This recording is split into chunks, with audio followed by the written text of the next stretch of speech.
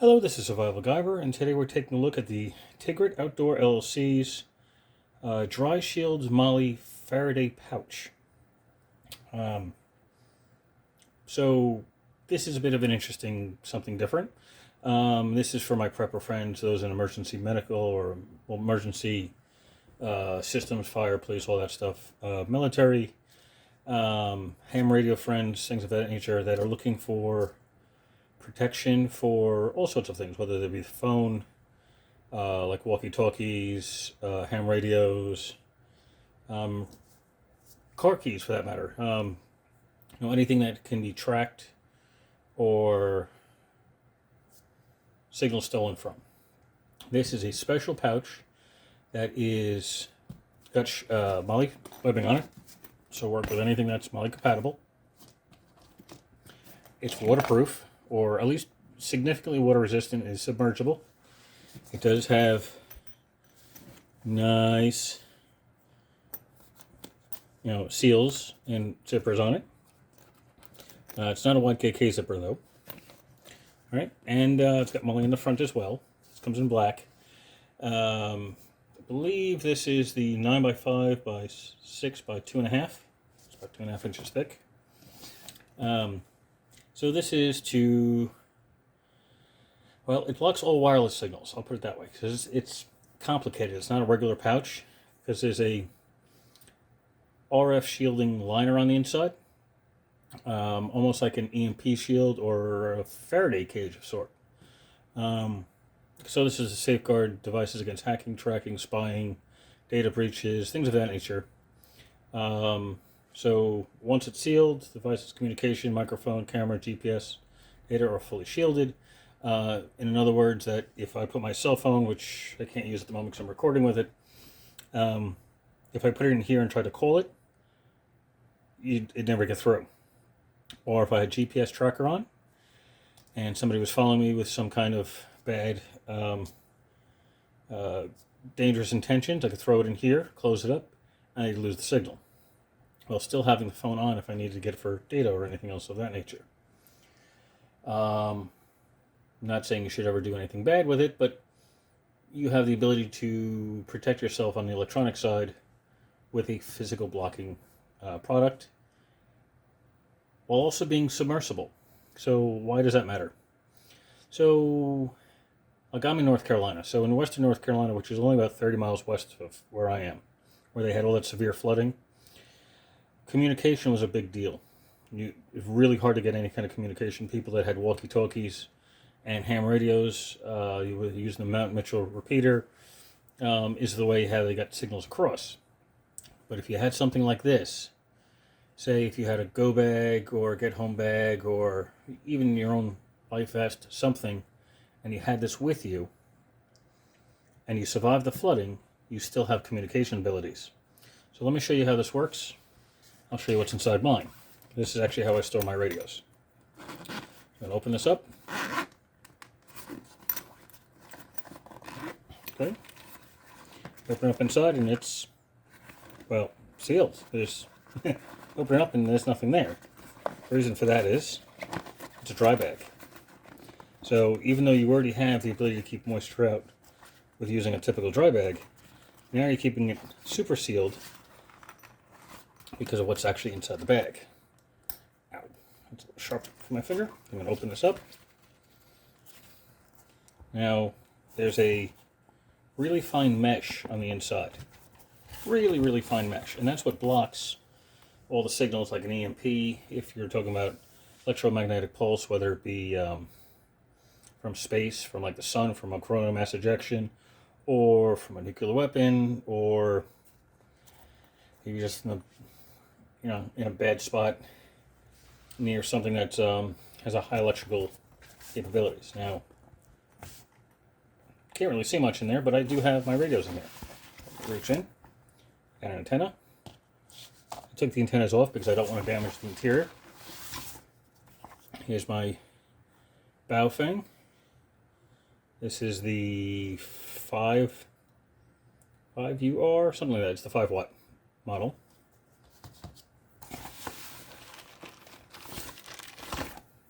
Another antenna.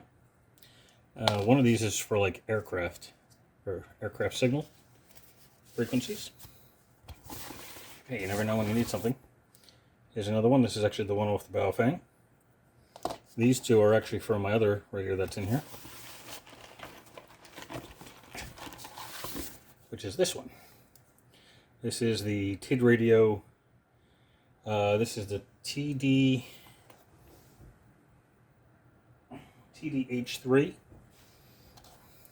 which is interesting because you can do all sorts of interesting things with it. Welcome. Now, obviously I have the antenna off, so it's not going to do anything. But if I press the star, turn on at the same time, if I can. It's the hard part. See if I can do it this way.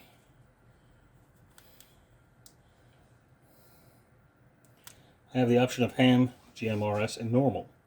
So ham is obviously ham frequencies, GMRS is walkie-talkie frequencies, and normal is wideband, which is everything.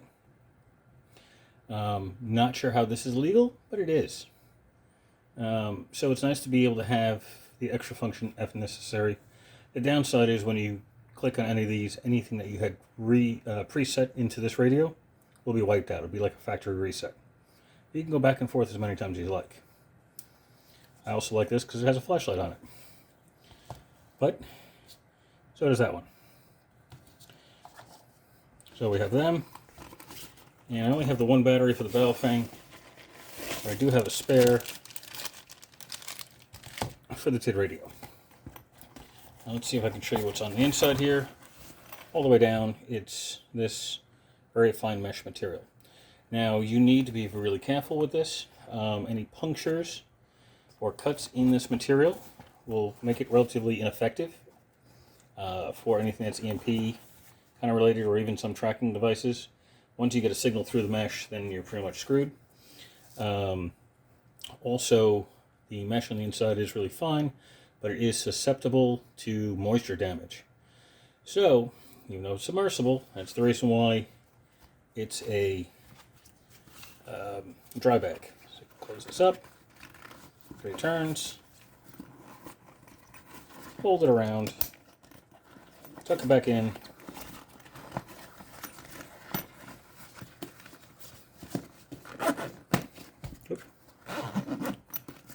Off the back part, and there you go. It actually holds air too. So that's a cool setup. I got this on sale. Right now it's going on Amazon for about $50. I think I paid about $25 for mine. It was on sale for Black Friday. Never knew a product like this existed. I knew they had things for key fobs and keychains and small cell phones, but nothing really larger where you can put either a mobile like this, radios, or even like a small land or like car radio. You just got to be careful about damaging the inside. So if you have something that you want to keep safe, in which case I keep my extra radios in here when not in use, prevents anything from weird signals or possible electronic damage one way or the other, and of course weather damage. Even though I'm inside a house here, or if I have this in my vehicle. You know, there is some really bad weather in this state once in a while. It's nice to be able to have a backup as necessary. So for my prepper friends, you might like this. Of course, these just fit right back in here. They actually fit side by side just fine. And there's plenty of room in there. The battery, the antenna, this one, the way it sits in here has to bend a little bit. And there's nothing I can really do about that. I really don't need this one, but it's just sometimes, like, I work near an airport, so it's nice to be able to listen to what's going on around you. Close this back up. 1, 2, 3. 3 loops. Pull it back. The only thing I don't like about this bag is the clasp. It feels kind of cheap. It is a little bit sharp on the sides, or at least mine is. Got a little bit of extra material there. if there was a way to open up the straps and put something a little bit stronger, or at least feels less cheap, since everything else is done really well on this. That's the only downside. I don't know if YKK makes waterproof zippers, so I never really paid attention to that. Now, I actually contacted several companies in the past for an EMP or Faraday cage style pouch for radios. And they all said, well, they gave me a whole bunch of other ones to review. And for the most part, I sent most of them back because I didn't like them. I do have another one to review, which is a radio bag by Countycom, which I don't use it for my radios at all because I find the elastic on the inside really loose, so it doesn't hold my radios. But this works great. Again, it's molle. Nice seal on the zipper. Of course, it's sealed on the inside because it is a dry bag. There's the bottom. There's no vent, like you find in a lot of things. A nice wide double seal seam. That's it. That's a nice little product. So I will put a link in the description where you can find this. I would just keep an eye on it. Price changes quite often. You may be able to find it even cheaper. Some of these I would avoid eBay. When I looked at this specific one on eBay, they were putting them for $80 or $90 specifically for preppers. So they were jacking up the price to try to screw some people. I'm not selling anything. I'm just showing you what I got. If I make a little bit of commission off the back end to help support the channel, great, but I'm not forcing anything on anyone. So that's it. So thank you for watching. Questions or comments, leave them below, and I will answer them as soon as I can. I'm a little behind on a couple others I got to answer, but I'm getting there. Yeah, just leave them below and like and subscribe if you haven't already. You'll probably also see this on the ADHD Prepper channel in a few weeks when I finally catch up on doing the videos on that.